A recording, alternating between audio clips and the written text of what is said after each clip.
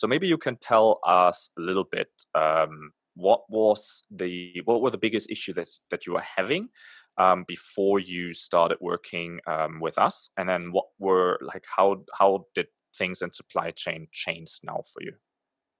Right. Let me just say something regarding the Yeah, sourcing part. As you said, that only people who just had a problem with this, they are like super easy to close for you. And I think that's because also when you buy the standard dropshipping courses, it's never about the like really the product. They only tell you about strategies how to identify hot sellers, and like the other things are Facebook ads and store creation, and they don't go into the product bit because it's way too hard. If they talked about the product, this would be like such a long course, no one would ever finish it.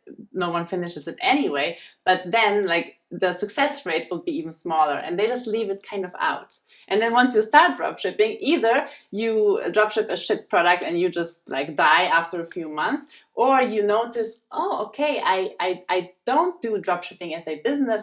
I just consider it some kind of a market check, like validate whether this product works with my market. And if it does, then I need to like become a real brand with a real product, with real people like you, like your sourcing team who get the products for me, make sure the quality is nice, good supplier, like someone who will not like screw you over. Like you need to take mm, care of these things, but I understand you that. never hear that in the courses. Mm. Yeah.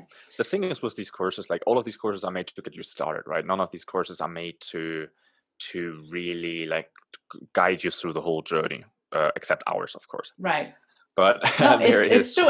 Yeah, but yours is also very advanced, and that's why maybe not many people get it, because they're not there yet. Like most right. dropshippers just die at some point. That's just the reality.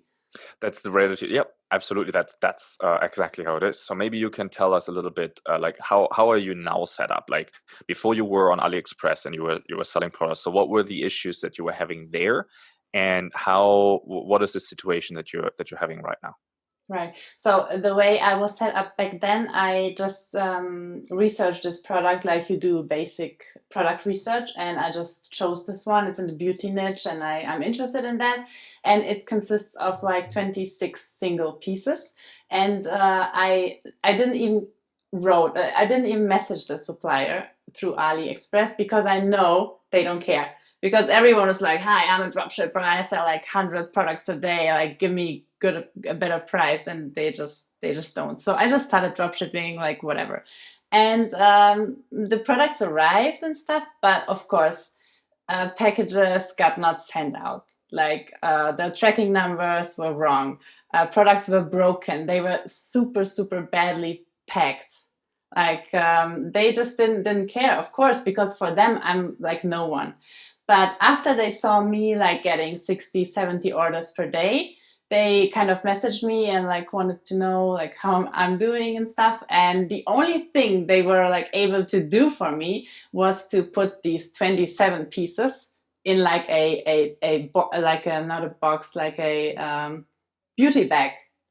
That's it. And they even wanted me to pay $1 more for this, and I'm like, no, we're not paying anything more for this, because like 10% of your products arrive damaged because they are packed so badly, so this should be like basic. And then they agreed, yeah, let's keep it like this for free, whatever. But it never got really better. Like so many, there were just issues and issues and issues, and especially the communication issue. They don't get you, you don't get them, you don't know how to speak to them, right?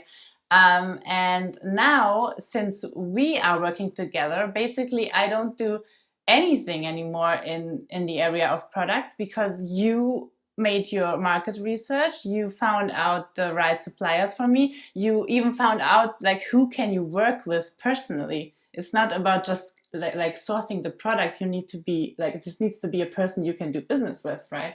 And you did all these things. So all I'm doing now is like I have like the best product I can have, and we are currently ordering in bulk. And the next thing that's gonna happen is we're gonna put our logo on it, and that's it. I don't take care of stuff anymore because you guys do that for me. So that's a good thing to have, basically, because I can take care of marketing and stuff, and also like Pretty cool. customer support tickets got way less, of course, because people don't complain so much anymore. Cool. I appreciate that. That makes me very happy. And also one of the steps that we're doing now, just for everyone to kind of understand what's possible. Like now we're at a space where we can have, because of the relationship, because of ordering bulk, and because of all of that. Now we're in a space where we can have different terms with the supplier. Where we say, okay, you just make sure you have stock, you provide all the products, you store all the products.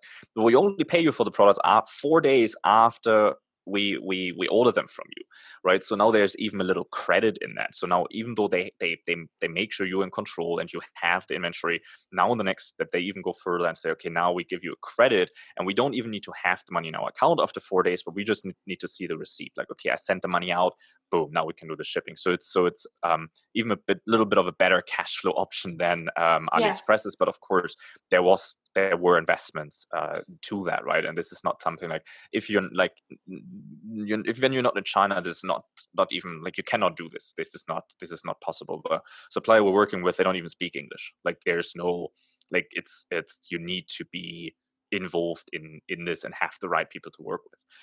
And I know that there are a lot of sourcing companies out there that are not good. I have not been a good sourcing company when I just started out. I was really not good, because of all the things I told you. Like, I was just a dude sitting there without a team, without an office, without anything, and just working with some freelancers. We'll store it in our warehouse, and then we will bundle it there. And, like, all of these things that, like all of us.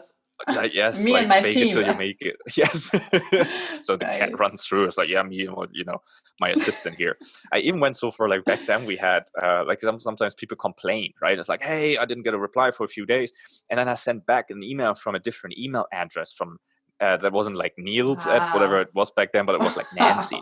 And then Nancy messaged and was like, hey, I'm Niels' assistant, I'm very sorry, like, blah, blah, blah.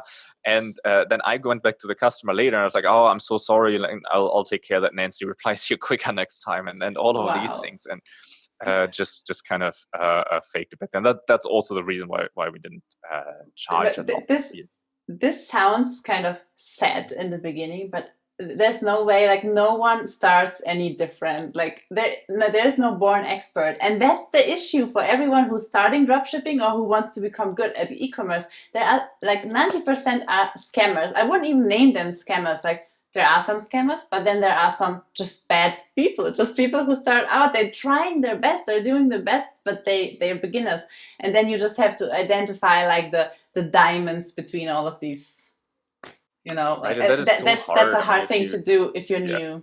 If you don't know, you just don't know. Like, how do you know that a general dropshipping store doesn't work when you don't know what it is? Like, it's so hard to, it's so hard to identify all of these things. So it's really important to make your research and work with people that have a proven track record. You can see more about that. It's not just like, there are a lot of offers, and a lot of people don't mean bad. Like, they don't even mean to scam you, but they just don't give you the right advice because they don't know better, but they believe it's the right thing, right? Because they've seen it somewhere.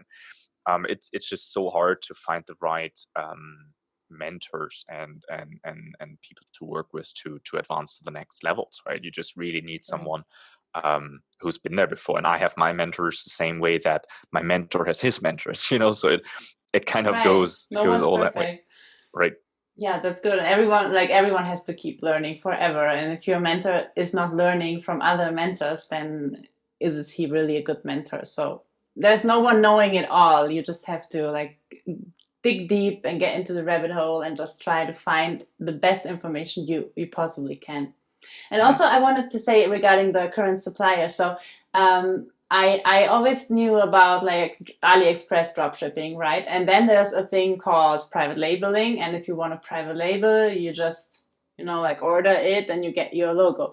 But now with the current supplier, I always thought, like, he can only, like, create the products for us, and then he will ship it to a fulfillment center, and then you still have to take care of everything, yada yada.